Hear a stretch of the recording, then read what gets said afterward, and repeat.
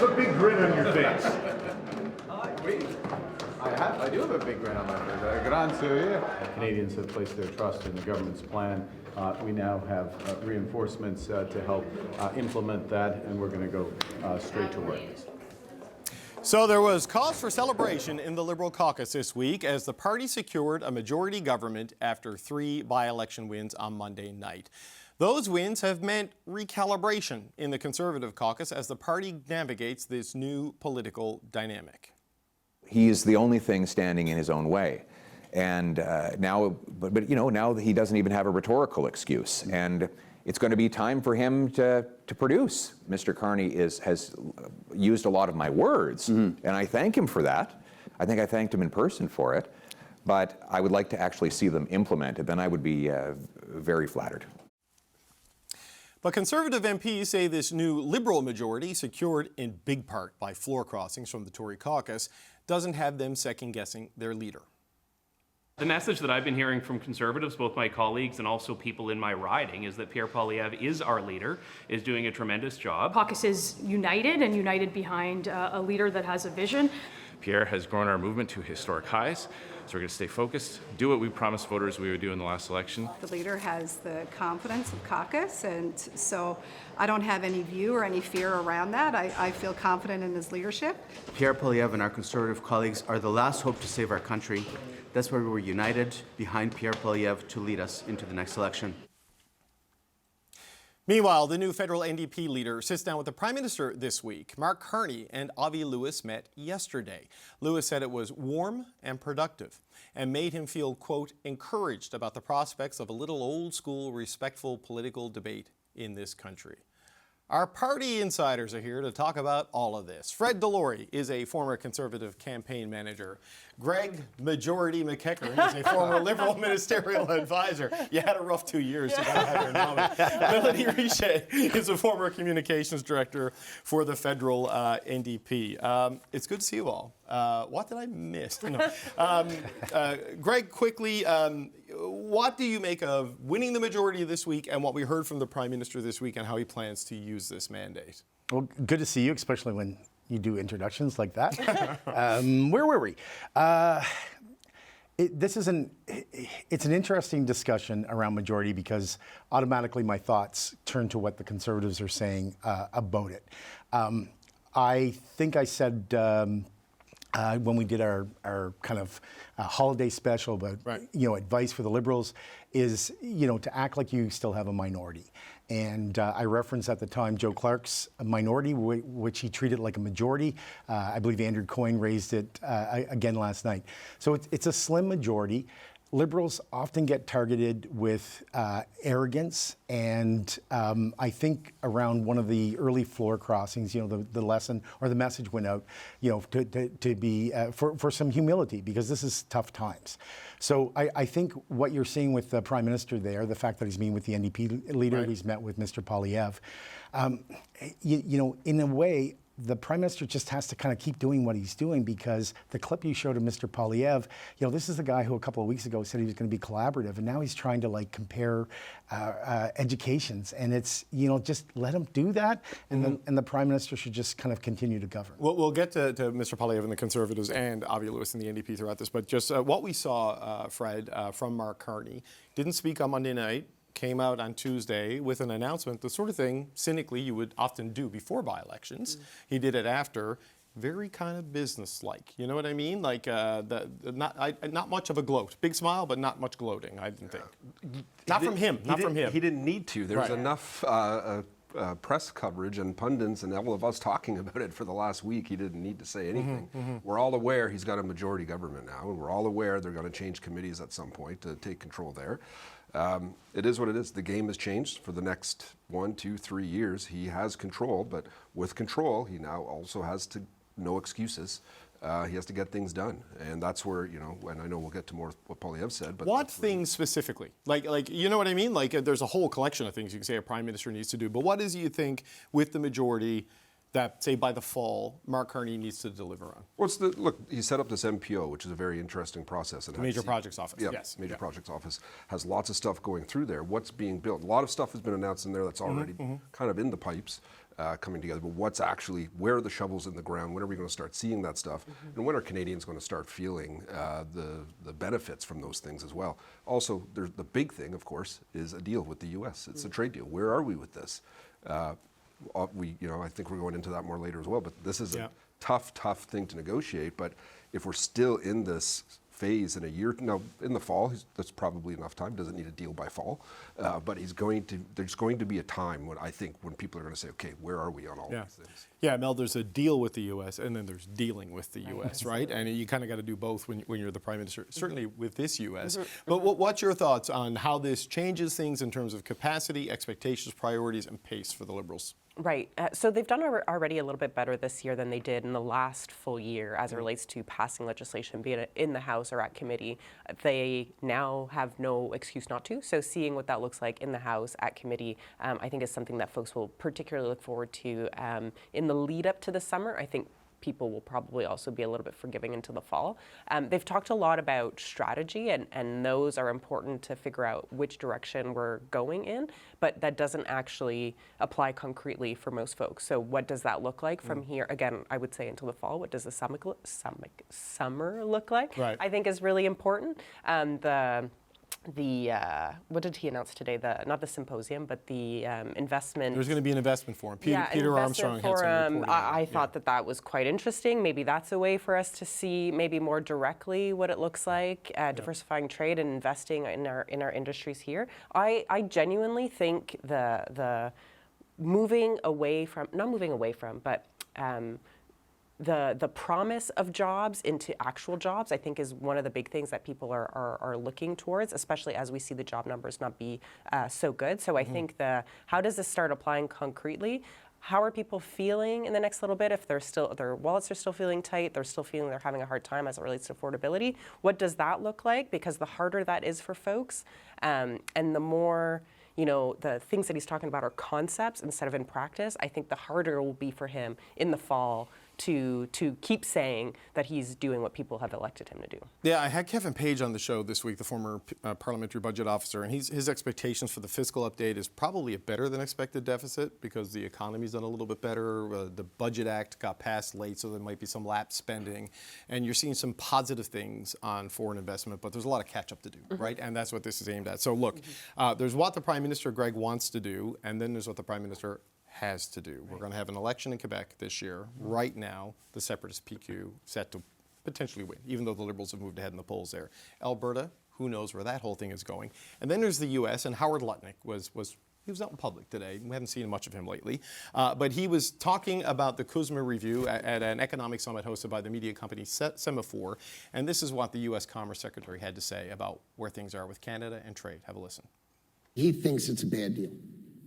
Right? He thinks making Mexico and Canada be treated economically like Georgia and Alabama without them actually being committed. You think it might lapse? Is a bad trade deal. I think it needs to be reconsidered and reimagined correctly. There's plenty of good in it, but there's a huge amount of bad in it and needs to be reconsidered for the benefit of America. Okay, so Greg, here we are. There hasn't been any meaningful talks, we're told, basically since October, but the big change here, obviously, is the majority. When Justin Trudeau had to deal with Trump the first time, majority government, didn't have to worry about collapse of Parliament at home. Now Mark Carney has that as they go into this Lutnick-defined reality. What do you think of that? Well, there's some other comments from the Commerce Secretary. He said, I don't know if Canada sucks or that sucks, our approach sucks. He also said, we suck off their economy was the phrasing. But I believe I read that sucks. He also said something about Chrystia Freeland like she's bad. Yep. And I'm trying to think, previous Commerce Secretaries like Hoover or Avril Harriman or Harry Hopkins using language like this. And we don't pay attention. He's not been on our radar for a while, but there was a lot of reporting about 2 to 3 weeks ago that other cabinet cabinet secretaries, other senior advisors to Trump were saying it's time to get rid of him. Something he's not paid attention to, or his president is promoting, is cyber currency. And there's a podcast this week from the Daily Show's Jon Stewart, I think it's the weekly show, yep. and they talk, there's probably $150 billion that is, they can't get their hands on. And it's, if you're trying to avoid American tariffs right now, that's what you're doing. That's happening on this guy's watch. Right. So it's harder and harder to take him less seriously. I know we have to. What I find odd, I think there was reporting this week that like Dominic LeBlanc, he had spoken within the last few days. So I just find him, you're just starting to wonder if they're starting to deal with other people in that administration. Look, I mean, Pete Hegseth thought he was quoting the Bible and he was quoting Pulp Fiction this week. Right? There's a lot of weird stuff happening in the. No, I know. Going up against the Pope, Many times I've been at Mass and I was No, my favorite Bible verse is snakes on a plane. Yeah. But Fred, in this whole thing, I mean, how does a majority change things? If you're the Prime Minister, you got to deal with the U.S., you got to deal with maybe a separatist government in Quebec, you got to deal with wherever things go in Daniel Smith's Alberta. A minority parliament, you've got to focus on that. It's such a distraction, right? And so these big issues of national interest, that is a good thing right now, the majority. I never want to say a Liberal majority is a good thing. No, from the Liberal perspective, I'm saying, Having cut my teeth in politics in minority parliaments, that 2004 to 2011 range, every session you're focused on, do we live another week? Yeah. Is there something that's going to bring us down? And if it's, you're stressed on that, you're trying to find, particularly it was, for a lot of that, it was Conservative governments trying to find allies in every bill, and that's not always easy, though. To Harper's credit, he did it. But you can't always look at the big picture when you're trying to survive month by month or week by week. So this does give, again, the Liberals opportunity to know that they control their own destiny on the next election now, if they can keep this new coalition of sorts with 1 or 2 seat majority together. The Gladu-Guilbeault coalition isn't going to be the easiest, and I think we're going to be talking about this in 6, 7, 8 months on how that's all working out. But it definitely does give them the ability to do it, but also gives the expectation to do it now. You have 3 years, get something done. Yeah, Mel, Greg and his party transformed into convoy supporters so gradually I didn't even notice. But what do you make of what this means? Because, it is better if you're the national government and you have to deal with, Alberta separatism, potential Quebec referendum, and of course the United States to not have the distraction of a parliament you don't have security in. Totally. And you kind of get the sense that that's what the Prime Minister is looking for. Like, he doesn't want to have to focus on this stuff. He wants to be able to focus on this stuff. And this is why he likely ran to be Liberal leader and Prime Minister. I'm of two minds, though, as it relates to the U.S. and the comments made today.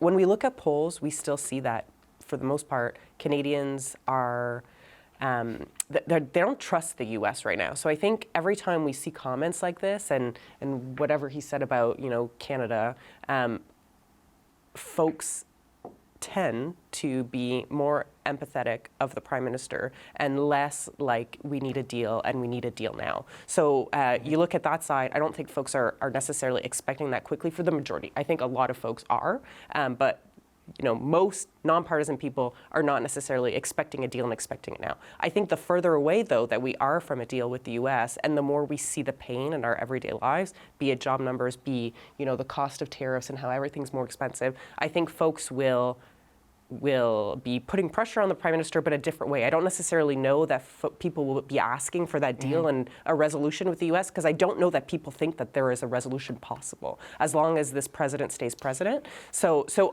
it's those two things that he's going to have to manage. Is, do we actually need the deal? But what does that look like if we don't? It's the problem. Exactly. It's the problems we get when we don't have a deal, right? That's what bubbles up and causes the issues. Totally. Yeah, I mean, the deal is still there, right? It is still functioning outside of the sectoral tariffs, which are awful, don't get me wrong.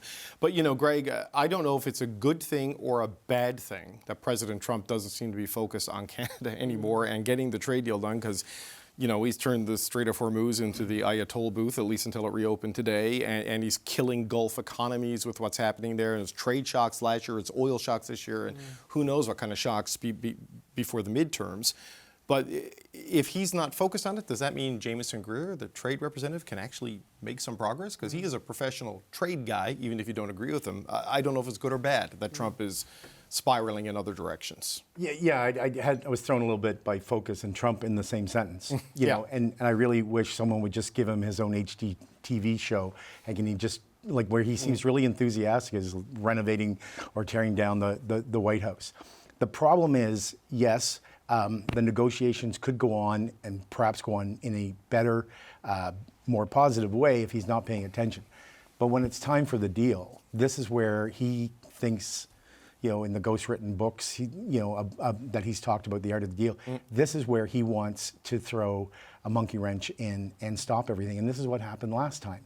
So his focus is going to come when he has the opportunity to get some media heat on this. More and more, I mean, I've heard so many people, the jokes about, I thought I was Jesus. I thought I was a doctor when I posted the picture of Jesus. I mean, it's starting, I think, for those people to get tougher and tougher to defend this. Canada really needs to pay attention, not just to the midterms, but to Congress and where are the wins going to be, because Democrats are not always on side with trade with Canada, some of their union base. So hopefully people are paying attention in Canadian government now to what the Congress is going to look like and who are going to be the leading voices if we follow the polls. Yeah, look, it's hard to know if they have strategic goals or just presidential impulses on anything right now, but it's there we are. So I want to pivot, if I can, to Fred, to the state of the federal Conservatives right now. And we saw a shift, at least in their tactical rhetoric this week, when they talked about we're here to influence Liberal policy, right? Like they're Canada 2020, a think tank trying to get the Liberals to do different things. What do you make of where Pierre Poilievre and the Conservatives are now after the 4 defections, the 3 by-elections, the election? There's a majority Liberal government. Well, look, it's not a great spot when you are official opposition in a majority government. That's tough. It is, it's the largest majority in history, the most MPs, even though we lost a few, still the biggest minority, biggest opposition. Yeah. Or opposite, yes, sorry. Biggest official opposition in history. But it's a majority government, so it's tough now. The focus changes. There's no election necessarily around the horizon, and you got to figure out what is it that you're trying to do. What I've been saying for the last year, and I went and actually watched a clip from last year on this very show, and I said basically the same thing I'm about to say now, give these guys enough rope to hang themselves with. Yeah. They have now full control to get things done. If they get it done, then if it's good or bad, we can judge it on that. And if they fail, we can judge it on that. And I think that's where the party needs to kind of figure out where it's going on that front and how it's doing it. Poilievre got 87% member support at the convention just a few months ago. We saw the clips of caucus. Last week when Gladue crossed, there was reports of caucus dissent, and people were asking me if letters were being signed. I've seen none of that. I've talked to a number of MPs, people that you would think that are not Poilievre people, and none of them are at that stage yet. There doesn't seem to be anything here. So I think it's his car to drive. He's got to figure out how to drive it.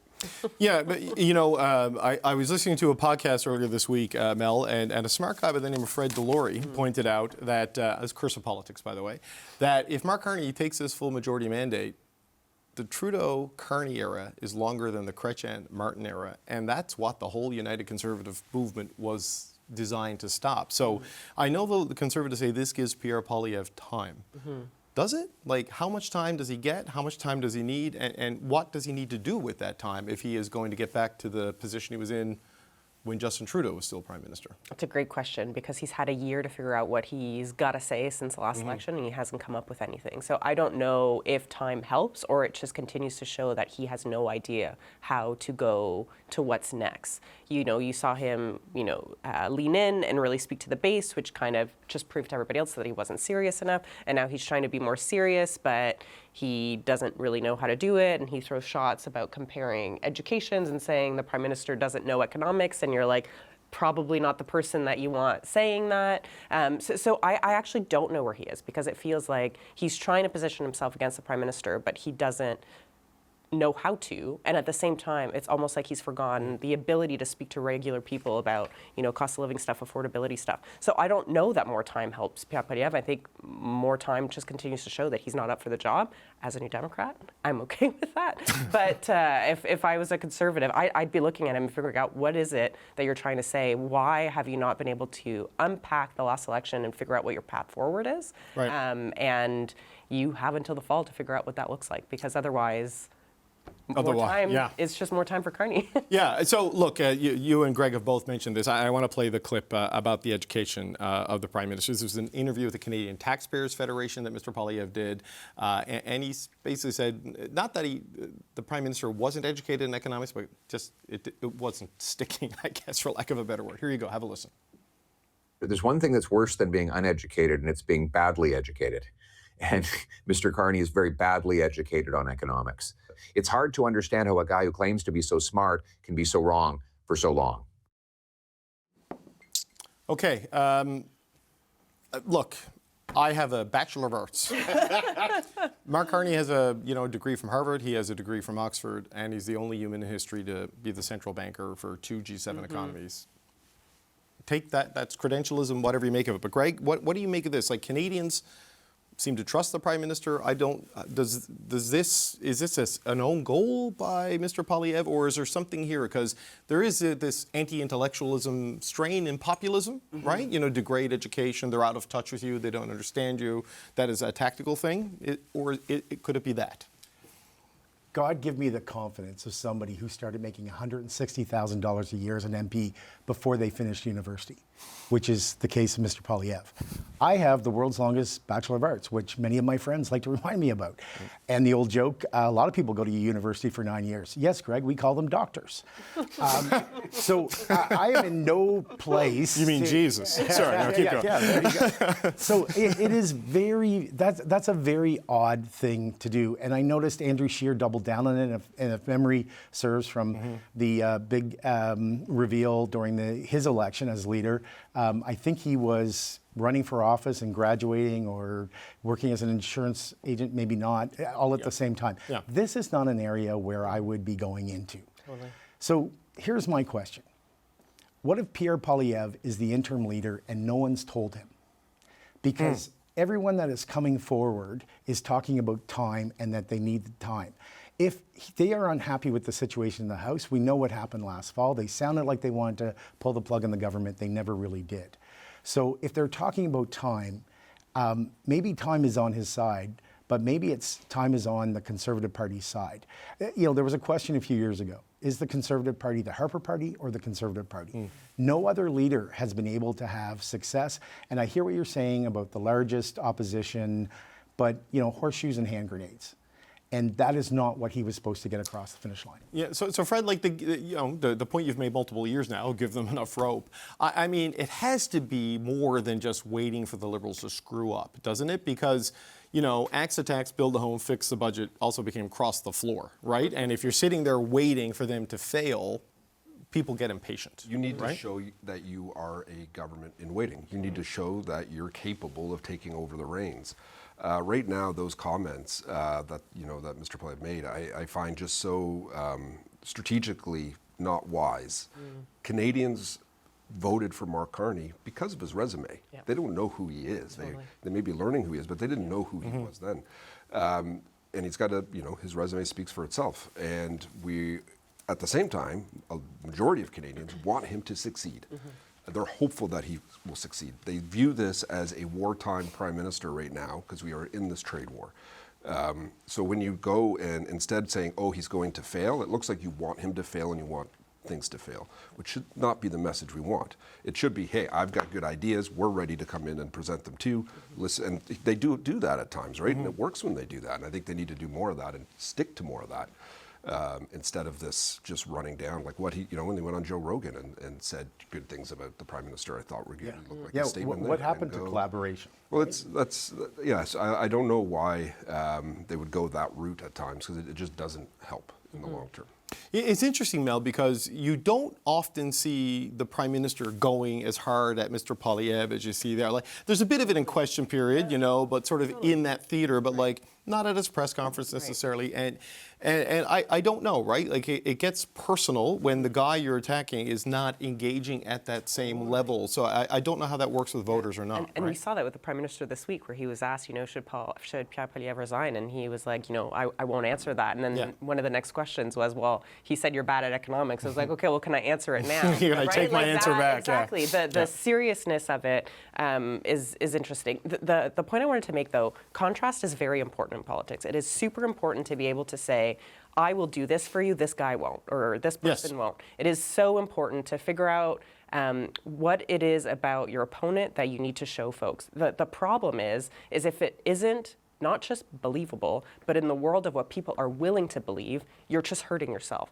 And this, he's bad at economics. Not only is it not believable, it just makes you seem like you don't know what you're talking about. You could have said the Prime Minister is out of touch with the reality of normal people, that he does not know what you and your family are going through because he's never had to go through it. Those are things that are credible that eventually could start sticking to him, as he continues to talk about how he's, working to support our economy, to support our industry. That could stick, but he doesn't know economics and he's badly educated. It's just like anybody with eyes can tell you that that's not right. And to Fred's point of people voted for the Prime Minister for exactly those things, just makes you seem like, again, you're taking shots to take shots and they're not landing. And like the only thing I keep underlining, it seems to me, is I lost, I don't know what I'm doing about it, and I'm just going to keep kind of whining about it, which I don't think is a good look.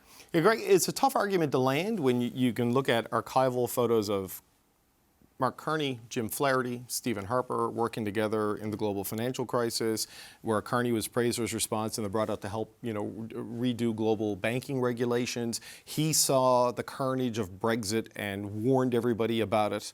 When he was there, there is a track record, of him seeing things, and doing them with conservatives. Yeah, and you can make the same argument when, some conservative politicians from UK tried to do the same thing. Yeah. His track record is really really strong on this. Last week, my colleagues both used the phrase loser talk. And this is what this reminds me of, is that's what you're going after.